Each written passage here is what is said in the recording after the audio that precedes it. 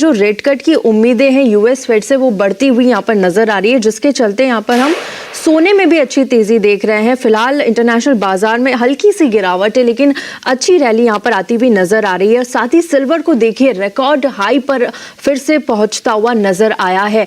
इस वक्त क्या लेवल्स आप सोने चांदी में देख रहे हैं, और अगर रेट कट हो जाता है, अभी तो सिर्फ उम्मीद की वजह से हम देख रहे हैं कि अच्छी तेजी यहाँ पर नजर आ रही है, रेट कट के बाद कौन से बड़े लेवल्स तक सोने चांदी जाते हुए नजर आएंगे, और क्या चांदी के रिकॉर्ड हाई पर पहुंचने के बाद अभी भी आपको यहाँ पर थोड़ा सा लगता है कि अभी भी बाय करके चलना चाहिए? वेरी गुड मॉर्निंग तृप्ति। देखिए, सोने और चांदी की बात करें तो अक्टूबर, नवंबर, इनफैक्ट मैं बताऊं लास्ट 4 महीने में हमने जबरदस्त तेजी आती हुई देखी, और सबसे बड़ा जो ट्रिगर पॉइंट रहा था वो डेफिनेटली यस इंटरेस्ट रेट का था। No one was expecting, in fact October की मीट के बाद हमने देखा जो सीएमई वॉच टूल है वो 40 तक नीचे में आ चुका था, बट इस वक्त भी 90 के ऊपर दिखा रहा है। इसका मतलब ये हफ्ते में रेट कट तो पॉसिबल है। साथ में अगर चांदी की अगर बात करें तो हमने ये साल चांदी में एक आउट परफॉर्मेंस आते हुए देखा 100%। पूरे साल भर में अगर हम देखें तो डबल होते हुए दिखाई दी, जिसके कारण हम जानते ही हैं कि सेंट्रल बैंक की बाइंग, ईटीएफ की बाइंग, साथ में स्ट्रॉन्ग इंडस्ट्रियल डिमांड, मेटल का शॉर्टेज, डेफिसिट कंटिन्यू बना हुआ है। इस कारणवश हमने देखा कि $58 के ऊपर भी हम प्राइजेस को जाते हुए देख पा रहे हैं। मुझे लगता है यस, ये हफ्ते का जो रेट कट है वो पॉसिबल दिखाई दे रहा है, बट उसके साथ साथ देखना पड़ेगा 2026 का टोन सेट कैसा है। तो एज ऑफ नाउ तो यस, रेट कट के पॉसिबल कट के चलते मुझे लगता है चांदी ज्यादा स्ट्रांग दिखाई दे रही है, क्योंकि गोल्ड सिल्वर रेशियो भी 72-40 के करीब ट्रेड कर रहा है। हम इंटरनेशनल में करीबन साइकोलॉजिकली $60 तक का लेवल देख पाएंगे। डोमेस्टिक मार्केट में भी जो ब्रेकआउट आया है 170 के ऊपर का, ये दिखाता है 1,90,000 तक का लेवल टाइमिंग दिखा सकता है। थोड़ा कॉशियस जरूर रहना चाहिए, बिकॉज इतनी बड़ी रैली के बाद एक प्रॉफिट बुकिंग बार बार में होती जरूर है, बट कुल मिला के मुझे लगता है कि सिनेरियो पॉजिटिव रहेगा, जिसके चलते आज भी इंट्राडे में अगर हम बात करें तो लेकर काम कीजिए सोने और चांदी में, जहाँ पे चांदी में 1,83,000 में लेना है, 1,81,500 का स्टॉप लॉस लगाना है, 1,85,000 का टारगेट रहेगा। वहीं सोने में भी थोड़ा सा पुल बैक अगर आ जाता है तो 1,30,000 पे लेके चलिए, 129,400 का स्टॉप लॉस रहेगा, 1,31,000 का टारगेट रहेगा। ओके, यहाँ पर सोने और चांदी आपको अभी भी अट्रैक्टिव नज़र आ रहे हैं। दोनों पर बाय की कॉल से इंट्राडे में अगर आप खरीद रहे हैं तो सोने को 1,30,000 के लेवल पर आप खरीद सकते हैं। स्टॉप लॉस लगाना होगा 1,29,400 का, और टारगेट यहाँ पर 1,31 तक के आपको M6 पर सोने के मिल जाएंगे। चांदी की बात करें तो इंट्राडे में यहाँ पर भी बाय की कॉल है, 1,83,000 के लेवल पर खरीदारी करके रखिए। स्टॉप लॉस 1,81,500 का लगाइए, और टारगेट यहाँ पर 1,85 तक के आपको चांदी में भी मिल सकते हैं। अजय जी, कच्चे तेल पर भी अपनी राय दीजिए, क्योंकि जो रशिया यूक्रेन की पीस डील जो हम देख रहे हैं कि यूएस की तरफ से लगातार जो ड्राफ्ट जारी हो रहा है, लेकिन अभी तक कुछ कॉन्क्रीट डिसीजन यहाँ पर निकल कर नहीं आया। रशिया यूक्रेन के बीच जो सीज फायर होने की बातें चल रही है, उसको लेकर थोड़ा सा यहाँ पर कच्चे तेल में हम वॉलिटिलिटी भी देख रहे हैं, और थोड़ा सा लेवल्स एक रेंज बाउंड दायरे में यहाँ पर कारोबार करते हुए नजर आ रहे हैं। किस तरह से आप कच्चे तेल को देख रहे हैं, क्योंकि एक सप्लाई का कंसर्न जो है वो लगातार यहाँ पर बना हुआ है, और ईयर एंड तक क्या लेवल्स यहाँ पर कच्चे तेल में नजर आ सकते हैं?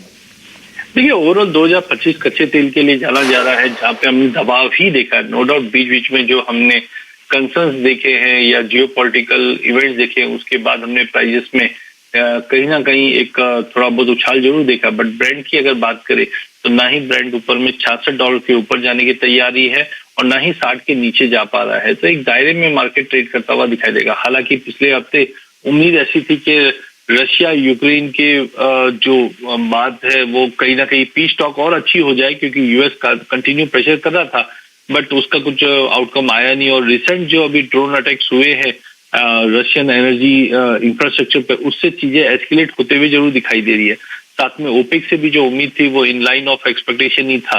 तो मुझे लगता है कि प्राइजेस के अंदर थोड़ा एक सपोर्ट जरूर आ सकता है, बट डोंट एक्सपेक्ट कि मार्केट में कोई बहुत ही बड़ी तेजी आएगी। हमने पिछले 4-6 महीने में देखा मोटा मोटी 5,000 के नीचे M6 पे गया नहीं, और ऊपर में हम 5600 के ऊपर जा नहीं पा रहे। हालांकि रुपए की गिरावट थोड़ा बहुत सपोर्ट कर रही है। तो आई थिंक आज भी ईयर एंड तक भी अगर हम देखते हैं तो प्राइजेस थोड़े से दबाव में ही रहेंगे। 5200 से लेकर 5600 का दायरा ही रहेगा। बट डोमेस्टिक मार्केट पे आज इंट्राडे में मुझे लगता है 5400 पे लेना चाहिए, 5320 के स्टॉप लॉस से।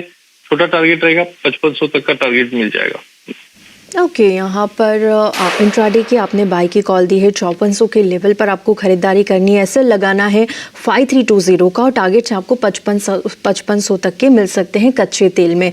बेस मेटल्स में आप क्या पसंद कर रहे हैं आज, क्योंकि कॉपर में देखिए 1.5% से ज़्यादा की तेज़ी यहाँ पर नज़र आ रही है, जिंक भी करीब आधे % की तेज़ी के साथ, एल्यूमिनियम में भी अच्छी खासी थोड़ी सी तेज़ी यहाँ पर हरे निशान में ही कारोबार करता हुआ नज़र आ रहा है। आज आपको बेस मेटल्स में क्या पसंद आ रहा है? मुझे लगता है आज और अगले 2-3 महीने का भी अगर व्यू लेके चलते हैं तो मुझे लगता है कॉपर बहुत ही बेहतरीन रैली दिखा रहा है। एक तरह से हम बोल भी सकते हैं चांदी को ये रिफ्लेक्ट करता है। जिस तरह से चांदी में तेजी है, कॉपर में अब ये रैली स्टार्ट हुई। इनफैक्ट अगर हम देखें तो 860 का भाव हमने जुलाई में देखा था और 860 से करीबन 1100 के भाव पे पहुंच चुका है। मुझे लगता है कि अभी भी ये तेजी जारी रहेगी, जो 1200 का लेवल भी जल्द अगले 1.5-2 महीने में दिखा देगा। तो अभी भी बेस मेटल में बाइंग करके ही चलिए। हालांकि शुक्रवार के सेशन में हमने थोड़ा दबाव जरूर देखा, इसलिए बाय ऑन टॉप की रणनीति बनाई है, जहाँ पे कॉपर 1088 पे लीजिए, 1080 का स्टॉप लॉस लगाइए, 1105 का टारगेट रहेगा।